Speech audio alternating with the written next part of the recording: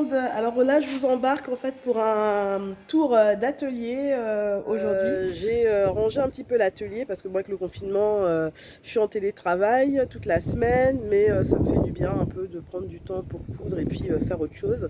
Et puis là, j'avais envie de vous tourner une vidéo un peu particulière. Donc voilà, donc là, je vous emmène tout de suite en fait voir mon atelier. Alors là, on est devant la porte d'entrée de mon atelier. Vous ne voyez pas trop, mais bon, voilà. Donc là, on rentre dans mon atelier où il y a quelques marches d'escalier en fait. En tout cas, avant tout, grand merci à mon chéri qui a bien voulu en fait terminer cette pièce pour que je puisse profiter de ma passion pleinement. Donc là, dès qu'on rentre, on a un carton où je mets tout ce qui est rouleau de papier ou de thermocollant rigide, par exemple euh, entoilage, papier calque ou craft en fait pour décalquer mes patrons. Donc là, je vais descendre de quelques marches parce que je suis légèrement en contrebas, ça fait un sorte de demi-sous-sol, enfin je sais pas trop comment on dit, en contrebas. Ici, j'ai un petit miroir en fait pour hello, un petit miroir pour me permettre aimer super chaussons, pour me permettre de regarder en fait mes créations portées quand je veux. Alors ici c'est ma table de coupe, donc c'est un peu en chantier parce que j'ai un projet en cours en fait. C'est ma table de coupe où j'ai deux. C'est une table avec les meubles Ikea, les pieds sont en meubles Ikea, ceux qu'on connaît là, les Kallax, avec quatre casiers de chaque côté. Donc dans le premier casier, j'ai tout ce qui est livre de couture, donc que je consulte de temps en temps.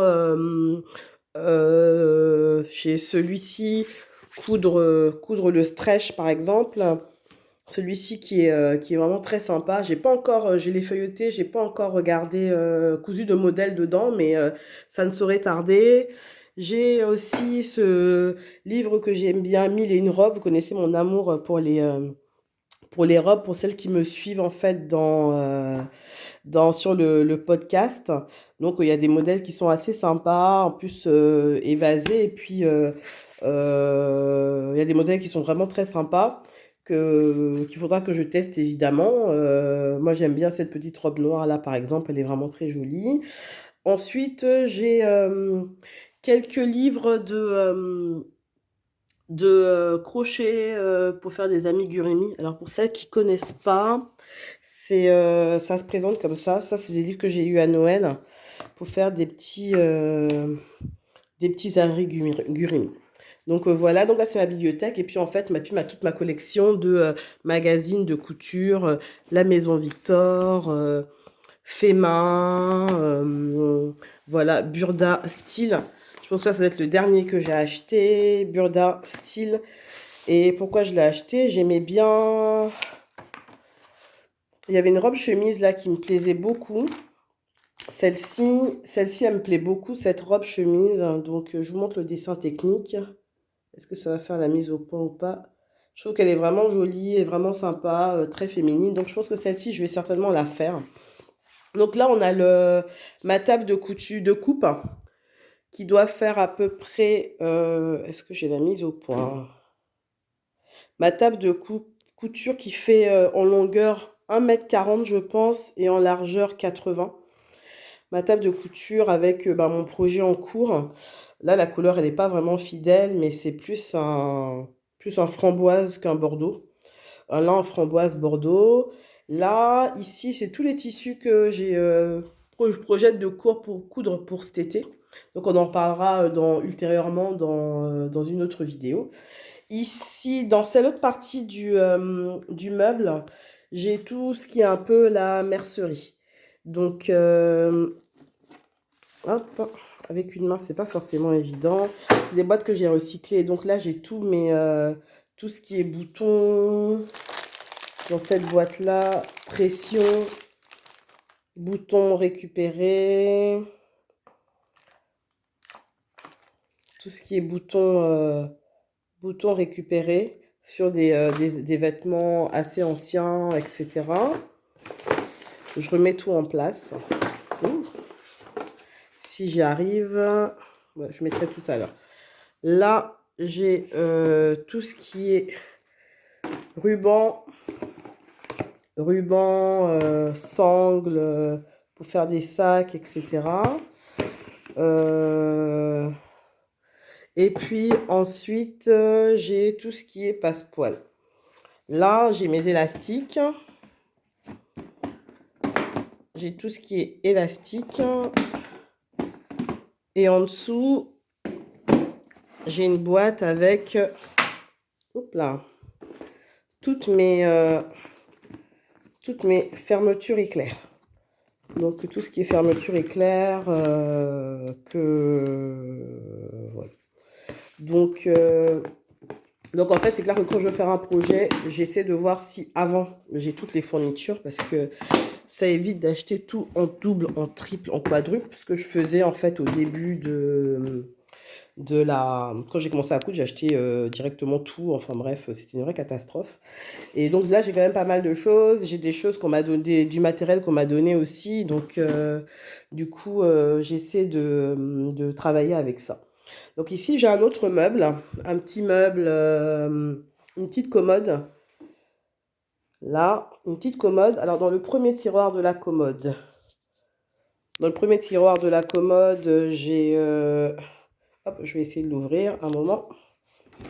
Dans le petit tiroir de la commode, là, ici, j'ai tout ce qui est pour la coupe de patron.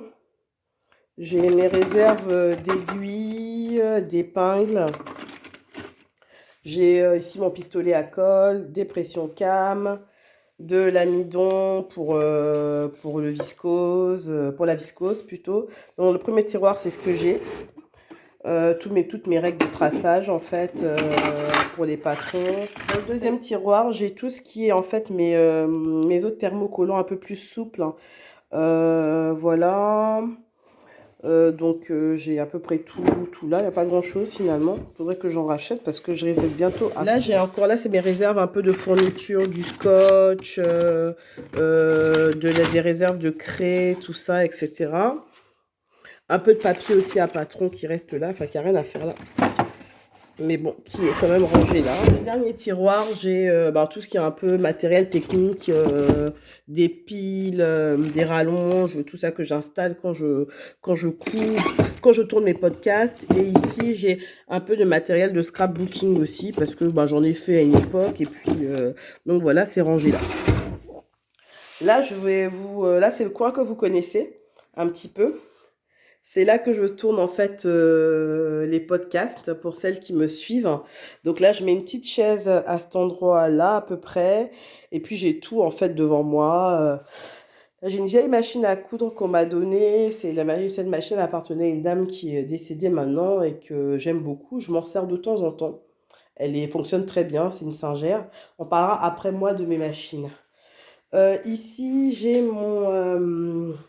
mon poste, on va dire, de mon point de repassage. Donc avec un refaire à repasser tout simple et puis une table à repasser. Donc juste le nécessaire pour repasser. Ici, j'ai ma machine à coudre. Donc ma machine à coudre, c'est une Brother Innovis. Elle a à peu près, elle doit avoir 3 ou 4 ans maintenant. Je l'avais eu pour un anniversaire. Pour l'instant, elle fonctionne très bien. Je suis vraiment très contente de cette machine. Elle est vraiment très, très agréable. Et à côté, j'ai ma surjeteuse. Ma surjeteuse, c'est une Brother aussi que j'ai depuis peut-être 2 ans, qui fonctionne très bien. Et puis, en tout cas, j'en suis très contente pour l'instant. Et puis, voilà. Donc j'ai une petite boîte ici où j'ai tout le nécessaire pour quand je couds. Donc mes pinces, mes découvites, quelques épingles. Dans cette boîte, quelques épingles. Donc c'est voilà. Donc j'emporte tout ça sur ma table de coupe. Voilà. En fait, j'essaie d'avoir à peu près tout à disposition parce que vous avez remarqué que j'ai une toute petite table. une toute petite table qui tient, bah, qui met les deux, où j'ai les deux machines. Je ne suis pas très très à l'aise. Je pense que j'essaierai d'en mettre une plus longue pour pouvoir vraiment avoir les deux machines à portée de main. Oh, catastrophe. Dans ce meuble-là, c'est un meuble Ikea. Alors, je vais vous le montrer de loin. Alors, c'est deux meubles Ikea, pareil, toujours la gamme qu'on connaît là. C'est deux meubles Ikea, un qui est mis en long et l'autre qui est mis en hauteur, où j'ai tous mes patrons. Donc là, j'ai tous mes patrons aux femmes, hommes, accessoires. Ouh, il y a un truc qui est tombé là. Tous mes patrons. Donc mes patrons, je les mets dans des boîtes d'archives comme ça et puis je les range dans des petites pochettes transparentes. Hop, je vais vous montrer par exemple ici pour les hauts femmes. Voilà, je les range comme ça dans des pochettes avec le patron coupé, le modèle que je vais faire, une photo du modèle en tout cas. Donc c'est bien pratique pour pouvoir retrouver ces patrons. Dans ce petit vase trop mignon, j'aime beaucoup, des en matrioshka là. C'est une créatrice qui s'appelle Nini des Marronniers. Donc hop, sa petite carte de visite, Nini des Marronniers. Donc je mets là dedans tout ce qui est en fait traçage, craie, stylo à craie, stylo à friction, critérium, voilà. Donc j'ai à peu près tout là, donc pour tracer ici, j'ai tout, mais j'ai pas de super rangement, mais là j'ai toutes mes bobines de fil dans ce panier là. Donc j'en ai pas énormément. J'ai acheté du j'ai acheté du fil pour faire un jean aussi, dont je me dis peut-être que je ferai peut-être bientôt le ginger parce que j'ai été vraiment séduite par les créations de Emma, de Friendly Couture, de Ami du fil, de l'atelier de vie qui ont fait un challenge jean. Donc je me dis peut-être que je vais peut-être finalement me lancer dans la création d'un jean. Donc là j'ai tous mes fils, donc c'est un peu le bazar. C'est pas forcément hyper bien rangé, mais pour l'instant j'ai pas d'autres solutions. Et puis toutes mes canettes qui sont là. Voilà. Ensuite, un petit mannequin décoratif. En fait, donc c'est que il n'y a pas beaucoup de déco dans mon atelier, il est juste fonctionnel. Là, j'ai tout ce qui est ciseaux, cutter, rotatif avec des grandes et des petites lames. Donc là, j'ai tout ce qui est ciseaux, cutter rotatif, etc. Alors là, c'est un test que je suis en train de faire, enfin que j'ai fait. C'est pas un test, c'est que j'ai commencé à me coudre un pyjama. Donc là, j'ai déjà fait le bas. Là, je vais faire le haut dans ce tissu-là. Et puis ici, en fait, c'est la box de Munasu. Sa box du mois de février. Avec en fait c'est la première fois que je commande une box couture. Dans la box couture, donc il y a un tissu, une superbe viscose dans les tons briques. Une superbe viscose dans les tons briques donc elle nous s'est livrée avec les boutons.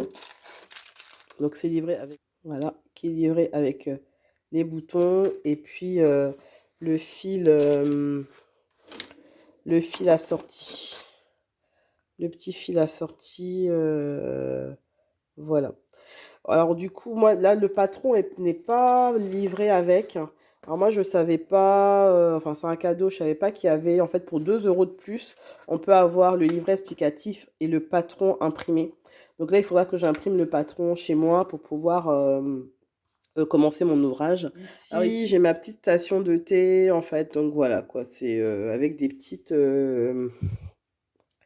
petits sous-tas, toutes sous-tasses que j'ai faites au crochet. Donc, je trouve qu'elles sont vraiment enfin, mignonnes, quoi. Ça me permet de poser mes tasses sans salir.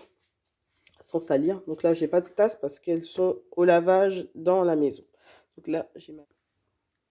Plus haut, ici, j'ai en fait deux petites étagères avec tout ce qui est cône de couture. Donc il y a des fils pour surjeteuses et du fil à coudre. Donc c'est tout ce que j'ai en fait en en cône. Hop, je vais remettre tout ça correctement. Donc j'ai essayé de les mettre un petit peu par couleur. Hop, par couleur. Voilà, voilà. Là, j'ai mes petites épingles que j'ai... enfin, mon petit porte-épingle que j'ai fait aussi, un petit porte-épingle. C'est les premières choses, c'est une des premières choses que j'ai faites quand j'ai commencé à coudre. Donc, il a un peu vécu, il est plus très très beau, plus très frais. Je trouve qu'il mériterait quand même d'être repimpé, comme on dit. Et puis, alors en bas, là, ici, j'ai tout mon stock de tissus. Alors, dans le stock de tissus, donc j'ai plusieurs petites box. Alors, dans celle-ci, normalement, c'est tout ce qui est... donc, c'est rempli, mais bon. C'est tout ce qui est tissu un peu épais. Donc, on a là du Prince de Galles, des lainages, un peu de velours, et puis un tissu, là, un peu rétro que j'aime beaucoup. Il est vraiment sympa, celui-là. Il est vraiment sympa. Donc, je verrai bien pour ce automne. Ça fait un moment que je l'ai dans mon stock, mais je ne m'en sers pas. Là, c'est des chutes. Ce sont des chutes. Donc, j'ai 3-4 tissus là. Alors, ici, dans ce bac, j'ai tout ce qui peut me servir de doublure. Ici, dans ce bac-là, donc, c'est tout ce que j'ai en doublure. Du vert, du orange, du rose, du gris. Là, c'est tout ce qui peut me servir pour faire des toiles, en fait. C'est des tissus qu'on m'a donné, que j'ai récupéré, des vieux draps, des vieilles chutes de tissus. Enfin, il y a plein de trucs. Mais bon, c'est pas forcément des tissus que je préfère, mais c'est bien pour faire des toiles si j'ai envie. Ou des doublures aussi, en fait, au choix. Voilà. Dans ce bac-là, j'ai tous mes tissus wax. Enfin, j'ai d'autres... hop, ça, je vais l'enlever. Et dans ce bac, et dans cette étagère-là, j'ai... hop, tout ce qui est... Ça, je vais le ranger là, il sera mieux ici. Là, j'ai tout ce qui est bord-côte. Donc là, j'ai du bleu marine, du bordeaux, du jaune, enfin tout ce qui est bord-côte. Et ici, tout ce qui sont mes tissus wax. Donc ceux-là, vous avez certainement dû les voir en photo ou sur une story. Parce que vous n'êtes pas sans savoir que je suis partie voir ma famille et que j'ai acheté, je me suis fait un peu plaisir, quoi. Donc voilà, donc j'ai quelques wax, ils sont vraiment très jolis. Je pense pas que j'aurai le temps de tout coudre cette année, c'est clair, mais franchement, j'ai de jolies idées et puis on verra. On verra bien ce que ça donne. Celui-là, c'est un de mes préférés aussi. Il est vraiment canon, celui-là. Il est jaune, mais en fait, il est plus moutarde, en fait. Moutarde et vert. C'est bizarre. Les couleurs, elles sont complètement changées, là. Je sais pas. Bref. Et là, c'est mon stock de tissus. Donc, il n'y a pas, enfin, il y a pas énormément de tissus hein, quand même. Je me dis, ça va. En rangeant, je dois avoir peut-être une quinzaine de coupons. Dans ce bac-là, c'est toutes les retouches que j'ai à faire. Donc, autant vous dire qu'il est plein et que je ne suis pas pressée. C'est pas ce qui m'intéresse le plus, mais bon, il faut quoi. Donc, il y a des gigoteuses, des bas de pyjama, hop, des bas de pyjama à faire, des fermetures éclairs de veste à refaire. Bon, ça va être fait. Hein. Et ici, j'ai tout ce qui est en fait tissu éponge. Éponge, couverture, doudou, couverture, tout ça, etc. C'est des chutes. Hein, voilà. Ben après, qu'est-ce que je pourrais vous montrer d'autre dans mon atelier? Ah, ma travailleuse. Ma petite travailleuse, en fait, c'est une vieille travailleuse que j'ai pas encore recustomisée. Et dedans, il y a tous les usages. En fait, il y a les modes d'emploi de mes machines. Les modes d'emploi de mes machines à coudre. Voilà, et puis un peu de bazar, mais bon, c'est pas forcément très passionnant. Hein. Les modes d'emploi de mes machines à coudre. Donc je mets tout là, tout est rangé là. Ensuite, ben, on va continuer le tour. Là, on est sur ma table de coupe. Là, c'est mon petit coin, on va dire laine, fil. Donc là, c'est mon stock de laine. Là, c'est de la laine que j'ai pour un encours, un gilet que je n'ai toujours pas fini. Ici, j'ai un peu de laine. Celle-là, ça doit être de la boucle laine, je pense. Pareil, c'est pour un projet que je vais commencer, enfin que je vais faire. Là, j'ai du coton pour faire des amigurumi, donc je vous ai parlé tout à l'heure. Mon bobinoir à laine, mon... Celui-là, ce truc-là, c'est pour les écheveaux, je sais plus le nom. Voilà. Donc, voilà mon petit tour d'atelier. J'espère que ça vous aura plu. Alors, filmer comme ça en vlog, c'est pas mon truc. Donc, j'espère que vous n'aurez pas le mal de mer, en tout cas. Voilà. Et puis là, en haut, c'est une... en déco.